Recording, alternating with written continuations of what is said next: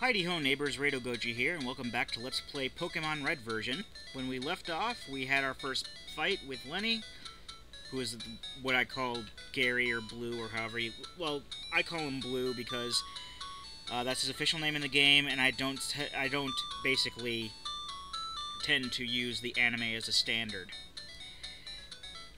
But yeah, before we go on, I'm going to talk a bit more about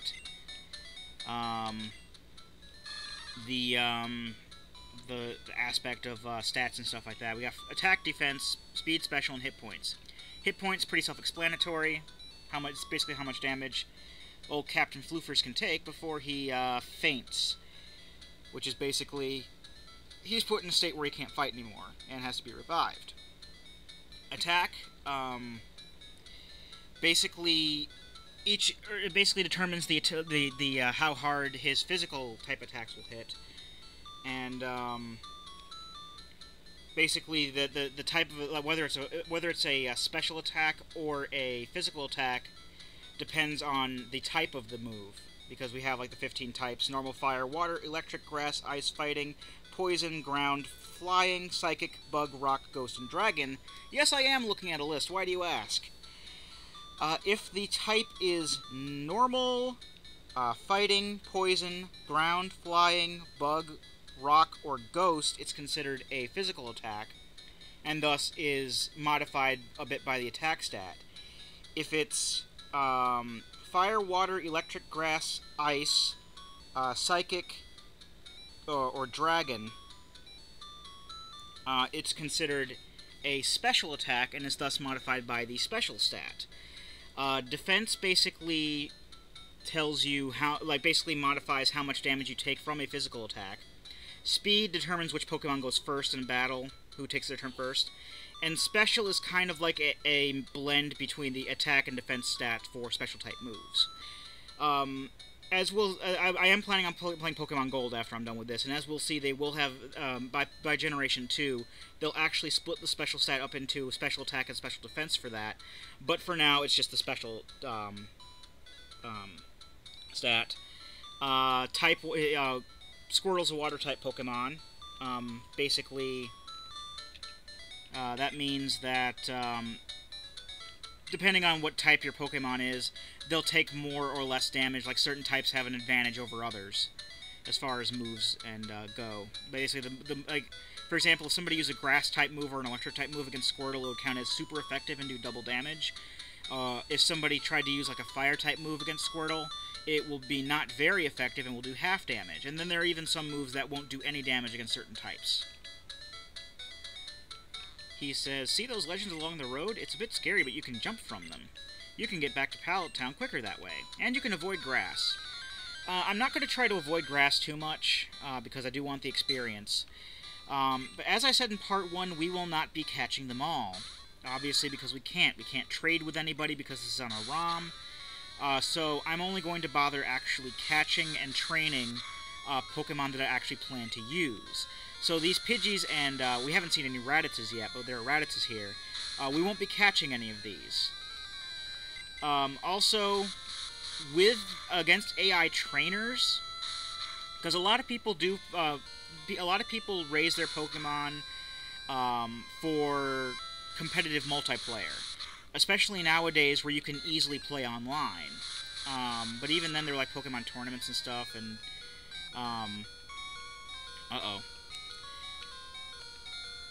let's see. Let's go ahead and use one of our potions. Why not? We may as well. I don't feel like dying here. Because we will still lose half of our money if we die to a wild-type Pokemon, which doesn't make any sense, but, and in some cases here, the Pidgey seems to have either a higher speed than us or the same speed, because it seemed that Floofers was going first in some cases, but yeah. Basically, a lot of people do raise their Pokemon around what other people are going to raise their Pokemon around, so there's a lot more strategy involved. However, and this is especially true with the older generations, with AI trainers, you really only have to worry about level and type advantages, I've found. So I'm pretty much going to raise up a team that I'm going to be I'm actually planning out what team I'm going to be using. But also, what's the word I'm thinking of?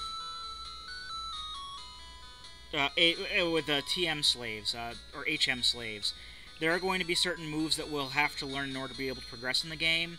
Some people like to put these on throwaway Pokemon because they don't want to basically use some of those moves for actual fighting stuff.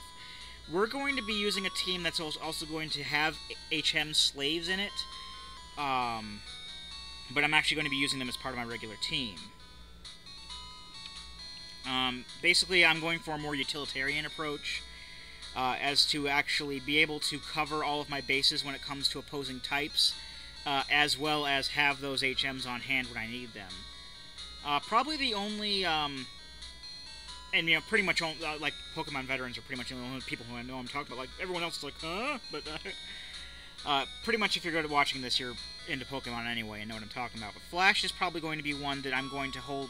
I'm not going to have on me at all times because I'm only going to be really needing it for one area. And by the time we're done with that area, I will have swapped to a better Pokemon of that type. Pokemon, it's great that you can carry and use Pokemon anytime, anywhere. Now, there is a Pokemon that we're going to be catching this way, but we're not going to go that way yet. And also, there is one thing I forgot to mention. All of the towns... actually, I was going to mention it, but then I ran into a Pidgey. All of the towns and cities in this game are named after either colors or other aspects of art. So, like, we started in Palette Town, so like a paint palette. We're in Viridian City, Viridian being a shade of green. And because we are playing with a Super Game Boy palette, you'll see that a lot of the cities will change depending on what they're named after. So, Viridian City, we're basically in a green city. It's like a shade of green. Also, I guess spoilers. The next city we're going to be going to is Pewter City. Pewter is basically a metal, like a tin with a little bit of copper in it. So it's going to be like a gray city. Like Viridian, the Eternal Green Paradise, so it's going to have like colors like that. And every game has their theme with how they name their cities. This is a Pokemon Center. Basically, we talk to this lady here, and she will fully heal our Pokemon. So basically, it will cure any status effects they have, bring all their HP back, revive them if they're fainted, and any power points. I think I randomly talked to somebody about power points, and I didn't really point it out. But any power points that they had that were used for moves will be replenished as well. This is a PC. We can use this to, like if we access my PC, item storage. So we can deposit and withdraw items. Someone's PC is where you can deposit and withdraw Pokemon. And I guess we can go about and, I guess, catch the legendary Pokemon, too. Because I'm kind of on the fence about using them. Yes, we know about the... We would like to... I guess Caterpie has no poison, but Weedle does. Watch out for its poison sting. Pokemon Mart. We go here to buy items, but before that... Hey, you came from Pallet Town? You know Professor Oak, right? His order came in. Will you take it to him? We get Oak's Parcel. Oak's Parcel is one of those key items that can be used, but can't really be thrown out. Also, if we try to go north, we'll run into this dude. You can't go through here. This is private property. Oh, Grandpa, don't be so mean. He hasn't had his coffee yet. Also, here's a Pokemon gym. We can't exactly get to it, but those will come into play later. Also, I think this is a school or something like that. No. One of these buildings is a school that talks about the status effects, but as we get status effects, I'll talk to you about what they do. I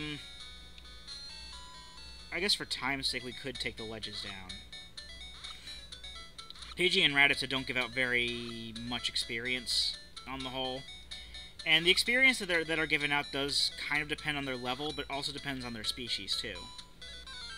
So certain species are bound to give out more experience than others. And I guess I should point out that Pidgey is a normal/flying type Pokemon. And every Pokemon can have up to 2 types, which is why it said Type 1 Water when we looked at Floofer's stats.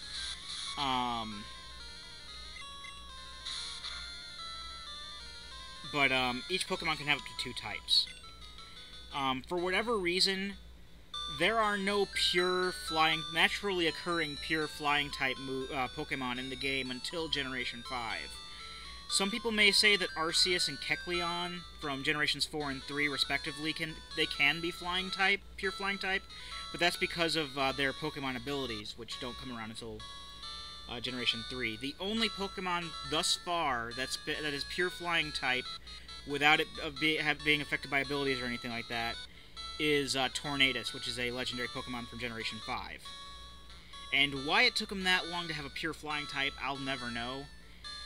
For whatever reason, if you think it's going to be a pure flying type, it probably has that as a second type and its first type is normal. That's the way it is with every bird. Or every, normal bird. Like Pidgey, Spearow, Doduo, Farfetch, they're all normal flying types. How's my Pokemon? Well, it seems to like you a lot. You must be talented as a Pokemon trainer. What? You have something for me? Yes, have this parcel, Professor Oak. I can only assume that's what our character is saying. He never says anything. Oh, this is the custom Pokeball I ordered. Thank you. Gramps! Trying to get back in the Magneto voice. What did you call me for? Oh, right, I have a request of you two. Sorry, I don't do requests. On my desk is my invention, Pokedex. It automatically records data on Pokemon you've seen or caught. It's a high-tech encyclopedia. Rado and Lenny, take these with you. Rado got Pokedex from Oak. To make a complete guide on all the Pokemon in the world. That was my dream. But I'm too old, I can't do it. So I want you two to fulfill my dream for me. Get moving, you two. This is a great undertaking in Pokemon history. All right, Gramps, leave it all to me. Rado, I hate to say it, but I don't need you. I know, I'll borrow a town map from my sis. I'll tell her not to lend you one, Rado. Ha ha ha ha! Kill you!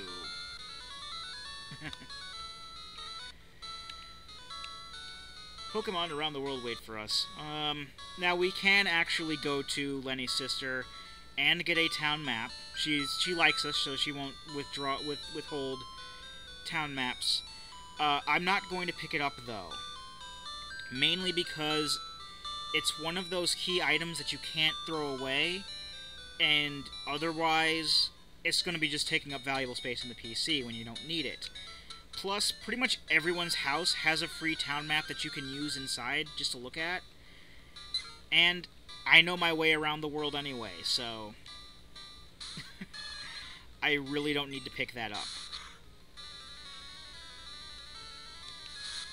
I am going to level up Floofers a bit, mainly because we are going to be running into Lenny again in the near future. And by near future, I mean we're going to an optional battle.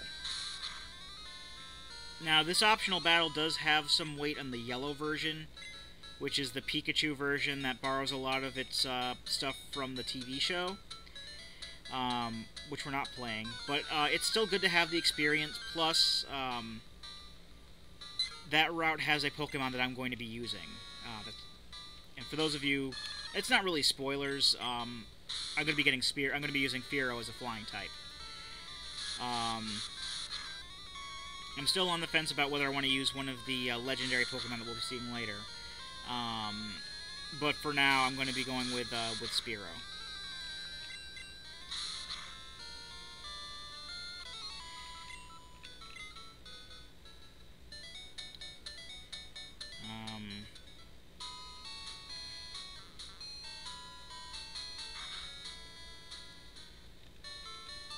Yeah, that's pretty much what all there is to it, I guess. I mean, if other stuff do come up, I'll explain it. Actually, what I should have done, I could have gotten a free item.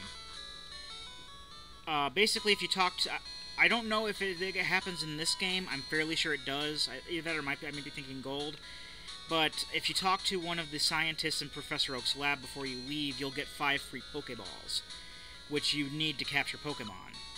If anything, I'm going to cut the video off here, and when we come back, I will have talked to that scientist for the free Pokeballs, and we'll be back here. But for now, You can save the game. And it'll show up the Pokedex later, too. So yeah, we'll, see... I've been Radio Goji, and I'll be here next time. Join me, won't you?